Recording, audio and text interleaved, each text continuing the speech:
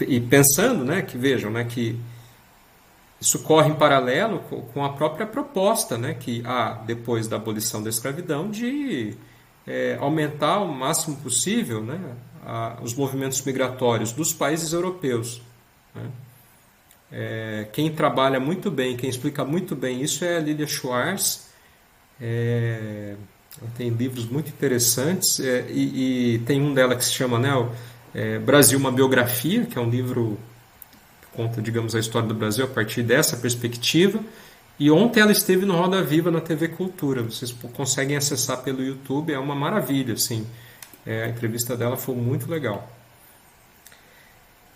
Bom, vamos ver aqui. Emanuele escreveu: acho que essa característica determinista fica bem presente no Curtiço, quando Jerônimo se abrasileira.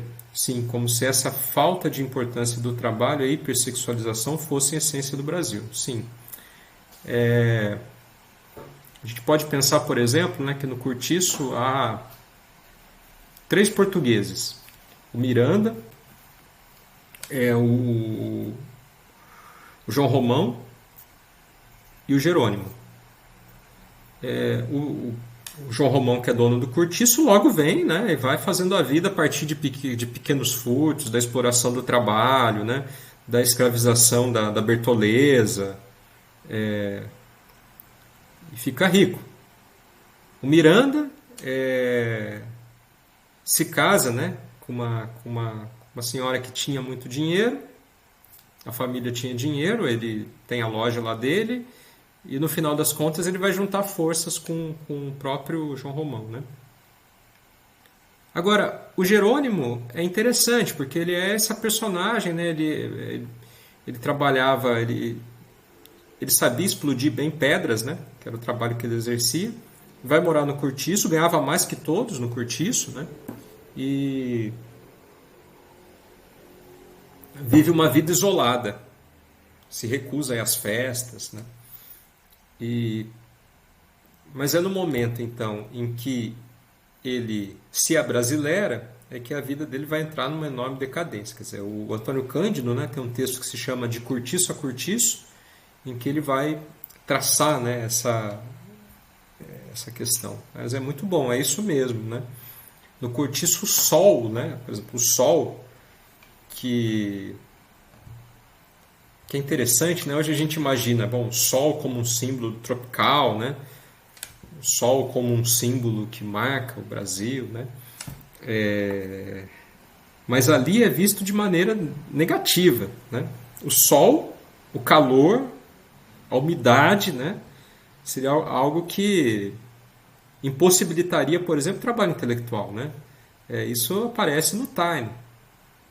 Então é uma visão muito pessimista e muito preconceituosa em relação ao Brasil, né? O Anderson viu, acho que é a Lily Schwartz. Muito bom. Ele vai dizer o seguinte: sobre o contexto histórico-cultural, achei interessante o trecho onde a Tânia fala que a sociedade precisou atingir um certo grau de complexidade e diversificação para que o realismo pudesse acontecer. Isso é verdade, né? Ela tá tratando ali, né? Justamente dessa sociedade de classes, né? Quer dizer, é o momento em que, quer dizer, o realismo acontece. A gente pode pensar um pouco no seguinte, né? Há um momento em que o Estado ele é alguém que detém, sobretudo, a morte, né? A função do Estado não é incluir os cidadãos, né? Essa noção de cidadão.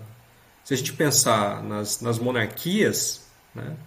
Era mais um regime, né? Em que havia um rei, né? Que ia cobrar impostos, né? Oferecer defesa militar, mas pouco importava a vida dos súditos, né? Na verdade. Mas quando o Estado passa a ter uma formação burguesa, digamos, essa ideia é um pouco diferente, né? O Estado ele passa também a pensar digamos, no bem-estar, na saúde dos indivíduos, né? Então, dentro desse, isso eu estou pensando um pouco aqui, estou partindo um pouco da biopolítica do Foucault e sintetizando, simplificando muito. Mas quando ele passa então a ter uma pressão do proletário, né, e de outras classes sociais sobre o mando, as relações sociais ficam mais complexas, né? E a partir do momento que há uma revolução, né, como a Revolução Francesa, pelo menos do ponto de vista simbólico, então a complexidade é muito maior, né? E a partir dessa complexidade também há uma mudança, digamos, daquilo que circula como cultura, né? Porque há novos agentes que também passam a consumir cultura, né? Então essa é uma relação bastante interessante e complexa, né? Rosemary está dizendo que infelizmente passa uma imagem um tanto decadente, sim, do Jerônimo, né? Assim, o Curtiço, o Brasil é praticamente o inferno, mas lembrando que é dentro do imaginário sobre o Brasil, sobre o mundo tropical, né? Parece desde os viajantes, né? Essa impressão, né? Ou o Brasil é o paraíso, porque se pode roubar o que se quer daqui, né? Ou é o inferno, porque nada adianta também. Bom, então eu queria, para encerrar essa aula, né? Que já vai, vamos ver aqui até que horas essa aula vai, não, temos tempo ainda. Mas eu achei que eu fosse falar muito mais hoje. Perdi o timing aqui da aula, né? Porque a aula é interessante, né? A aula, às vezes, você prepara oito PowerPoints e passa em 20 minutos. Mas aqui, como... É interessante isso, né? Vocês estão participando. A gente vai tendo uma aula um pouco parecida em termos, né? Com a aula presencial. Um pouco parecida, né? Falta eu olhar para vocês olharem para mim. Essas discussões seriam muito mais acaloradas e tal. Mas... vai também produzindo, né, essa ideia aqui de aula mais espontânea. Mas o que eu queria então fazer agora com vocês, né, é pensar nessas questões e muitas questões que eu fui, enfim, colocando aqui, eu acho que vocês também já foram encaminhando nas perguntas, né? Olha só, então, por exemplo, aqui eu peguei um trechinho de 5 minutos, que é o primeiro romance do José de Alencar. É um romancinho, né, que você lê em 1 hora. Não lê em 5 minutos, mas é rapidinho. Foi publicado em folhetim e tal. Mas a gente pode pensar... Eu gosto dos 5 minutos porque ele é um romance curtinho em que se vê toda a maquininha romântica, né, como que funciona a máquina romântica ali de ficção, né? Então aqui, e folhetinesca, né? Então aqui, por exemplo, ó, o narrador está dizendo o seguinte. Então, o romance ele é escrito, ele é um narrador que conta a história de uma moça misteriosa que ele conhece num bonde indo para a casa dele, né? E vejam, né, que nós temos um trecho. Que importava que ela me ordenasse, que a esquecesse? Não me tinha confessado que me amava? E não devia eu resistir e vencer essa fatalidade contra a qual ela, fraca mulher, não podia lutar? Tinha vergonha de mim mesmo, achava-me egoísta, cobarde, irrefletido e revoltava-me contra tudo, contra o meu cavalo que me levara a Tijuca e o meu hóspede cuja amabilidade ali me havia demorado. Com esta disposição de espírito cheguei à cidade, mudei de traje e ia sair, quando o meu moleque me deu uma carta. Era dela. Causou-me uma surpresa misturada de alegria e de remorso. E aqui tem a carta. Meu amigo, sinto-me com coragem de sacrificar o meu amor à sua felicidade, mas ao menos deixe-me o consolo de amá-lo. Há 2 dias que espero debalde vê-lo passar e acompanhá-lo de longe com um olhar. Não me queixo. Não sabe nem deve saber em que ponto de seu caminho o som de seus passos faz palpitar um coração amigo. Acho que aqui já dá... Bom, a gente pode passar para a última frase, né? Entretanto, eu desejava vê-lo ainda uma vez, apertar a sua mão e dizer-lhe adeus para sempre. Bom, veja, esse trecho, nós temos, né, um trecho, em primeira pessoa, porque ele está contando a história para um outro, né? Cria essa ideia de que é uma história que foi vivida mesmo, tem essa ilusão de realidade por meio desse né, artifício narrativo.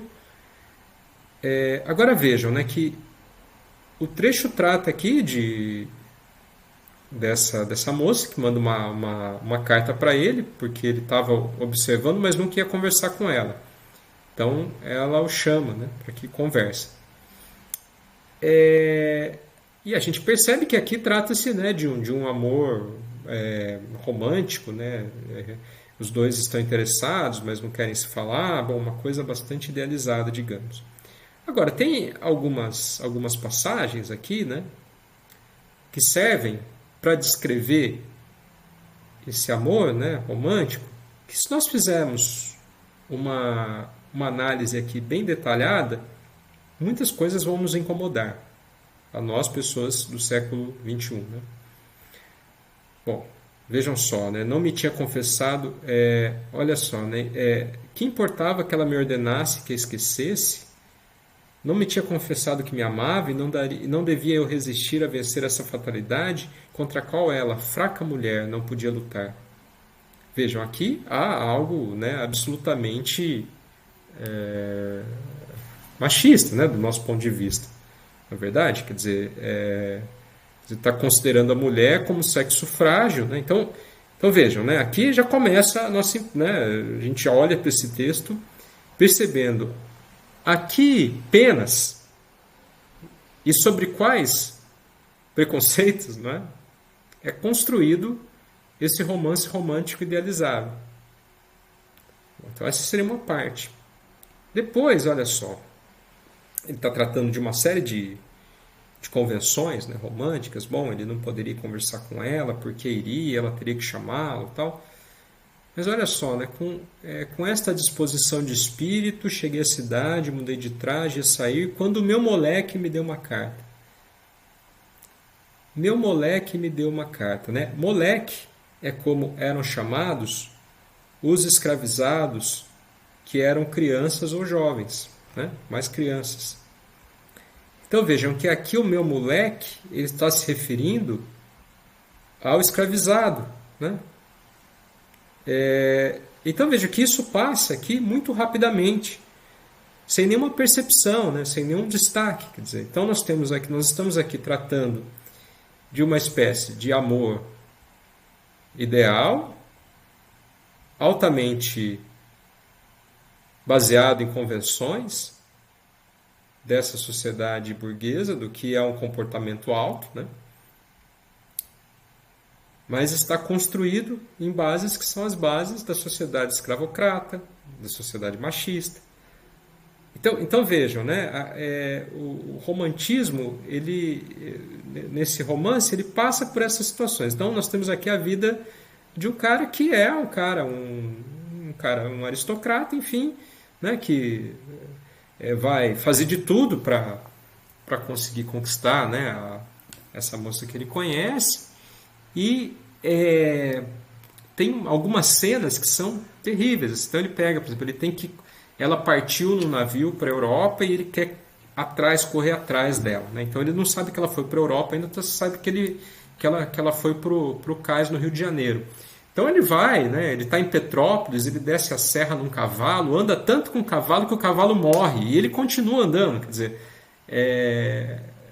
vejam, né? Mais uma vez, né? É uma cena, né? Terrível. Então, nós temos esse tipo, né, de narrativa. Claro, esse é um tipo de narrativa do romantismo, não é todo ele. Né? Aqui, bom, então vejam que uma narrativa, né, é justamente o trecho aqui que a Emanuele falou, não é, do Curtiço, que então a gente já pula alguns anos, estamos aqui em pleno naturalismo, né? é o momento em que o Jerônimo conhece a Rita Baiana, que não é a personagem que vai ser descrita como uma mulata, né, que é muito bonita, sensual, quer dizer, nós temos absolutamente a sexualização do corpo negro, né, como aparece no Cortiço. E aqui dá para perceber todo esse determinismo pessimista, né, racista, né, eugênico e tal, que aparece no naturalismo, né? Então, o que eu estou chamando a atenção de vocês é que, para o fato, né, de que esse tipo de registro literário, que é o registro que se confessa como aquele que é mais perto do real, né, e que também tenta descrever aquilo que a decadência do capitalismo, em certa forma, né, em certo aspecto, também vai guardar, dado a ideologia, né, aspectos que, quando olhamos hoje, percebemos que são aspectos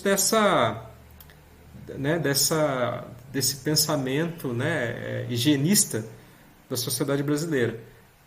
Agora, que é interessante, né, pensar como que esse aspecto higienista continua, né, presente até hoje, né? Olha só, né? O Cortiço. O chorado arrastava-os a todos, despoticamente. Olha o determinismo, né? O chorado, né? Quer dizer, a música arrastava despoticamente, desesperando os que não sabiam dançar. Mas ninguém como a Rita, só ela, só aquele demônio, né? Então quem falou aí do inferno, né? Aqui, né? Tinha o mágico segredo daqueles movimentos de cobra amaldiçoada. Olha só como aparece isso, né? Quer dizer, mais uma vez, né, essa imagem da mulher que seduz e ao veneno, esse tipo de coisa, né? Aqueles requebros que não podiam ser sem o cheiro que a mulata soltava de si e sem aquela voz doce, quebrada, harmoniosa, arrogante, meiga e suplicante. Então vejam que essa cena, com essa descrição detalhada, ao modo das descrições que vão se chamar realistas ou naturalistas, ao mesmo tempo guardam, não é, também toda a ideologia dessa época, quer dizer, e o preconceito e tudo isso que nós vemos reproduzido, infelizmente, ainda hoje, né? Agora, quando a gente pensa num texto, por exemplo, como o do Machado de Assis, por isso que eu deixei ele um pouco para o final.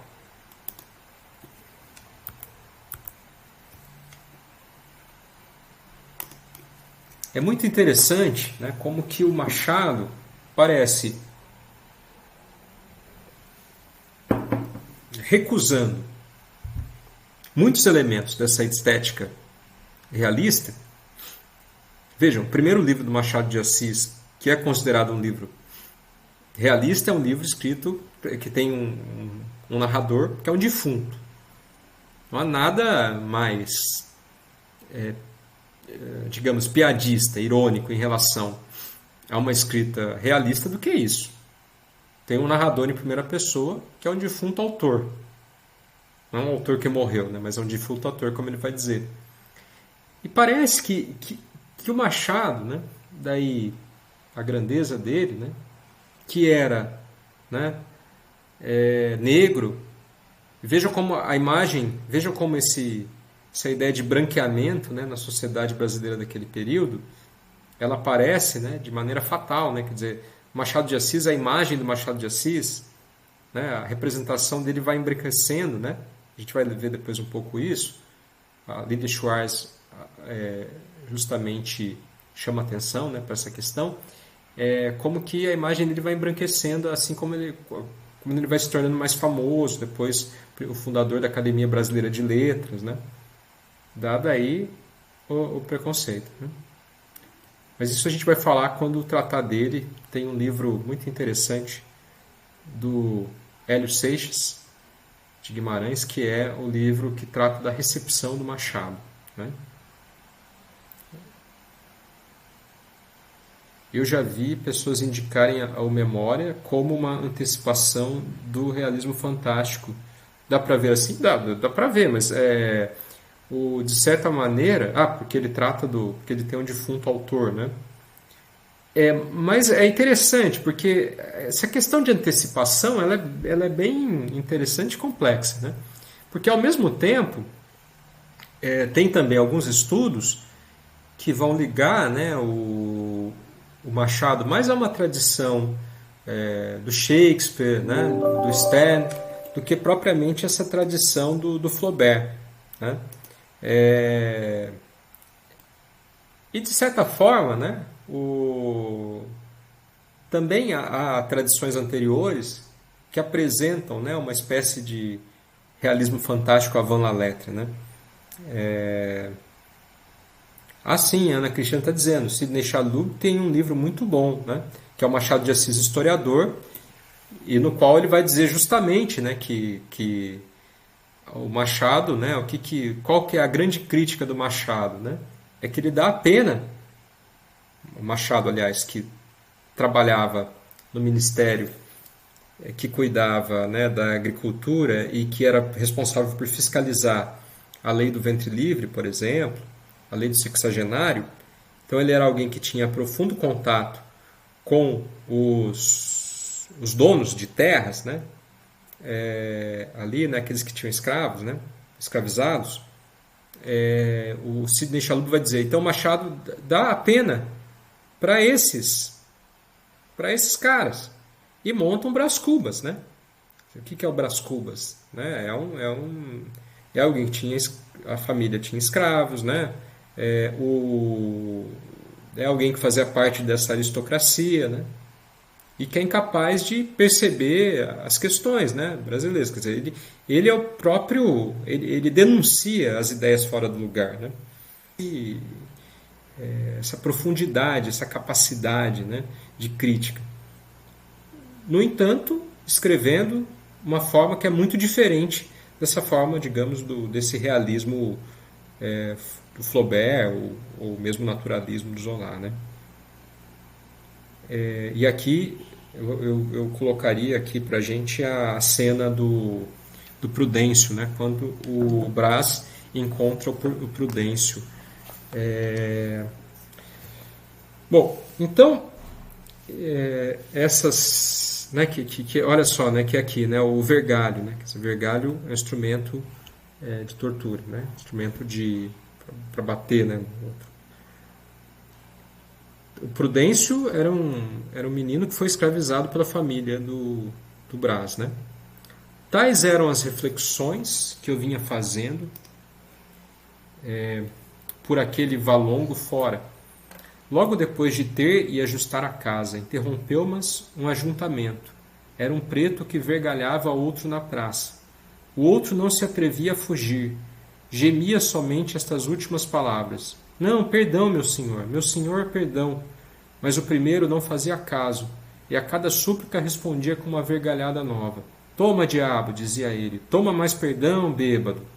Meu senhor, gemiu o outro. Cala a boca, besta, replicava o vergalho. Parei, olhei. Justos céus, quem havia de ser o do vergalho? Nada menos que o meu moleque Prudêncio, o que meu pai libertava alguns anos antes. Cheguei-me. Ele deteve-se logo e pediu-me a bênção. Perguntei-lhe se aquele preto era escravo dele. É sim, nhonhô. Fez-te alguma coisa? É um vadio e um bêbado muito grande. Ainda hoje deixei ele na quitanda enquanto eu ia lá embaixo na cidade e ele deixou a quitanda para ir na venda beber. Está bom, perdoa-lhe, disse eu. Pois não, nhonhô. Nhonhô manda, não pede. Entra para casa, bêbado.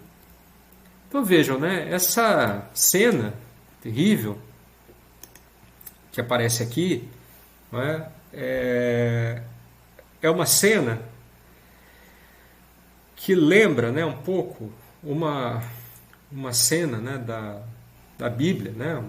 Tem lá um rei, né, que alguém deve um dinheiro para esse rei perdoa e depois ele vai até a cidade e encontra essa pessoa batendo em outro, porque esse outro devia, né? Então aquele que foi perdoado, em vez de perdoar, acaba acaba batendo, acaba reproduzindo, né, o mesmo tipo de violência. Então vejam, aqui nós temos, né, uma típica cena de reprodução, né, da violência, né, da alienação. Né. Mas é contada então por esse Brás Cubas como se ele tivesse ali descobrindo, né, isso que ele vai dizer, né, sair do grupo que me olhava espantado e cochichava suas conjecturas, né. Depois ele fala, era um modo que Prudêncio tinha se desfazer das pancadas recebidas, transmitindo-as a outro. Eu, em criança, montava-o, punha-lhe um freio na boca e desancava-o sem compaixão. Ele gemia e sofria. Agora, porém, que era livre, dispunha de si mesmo, dos braços, das pernas, podia trabalhar, folgar, dormir, desagrilhoado da antiga condição. Agora é que ele se desbancava. Comprou um escravo e ia lhe pagando com alto juro as quantias que de mim recebera. Vejam que sutilezas no maroto. Né? Então, essa afirmação, essa última observação aqui do Brás Cubas é de matar. Né? Quer dizer, é terrível. Né? Vejam as sutilezas do maroto. Né? Uma ironia aqui, que é a ironia desse cidadão, né? Ali que faz parte dessa aristocracia, que tem bons modos, que tem uma certa cultura de superfície, né?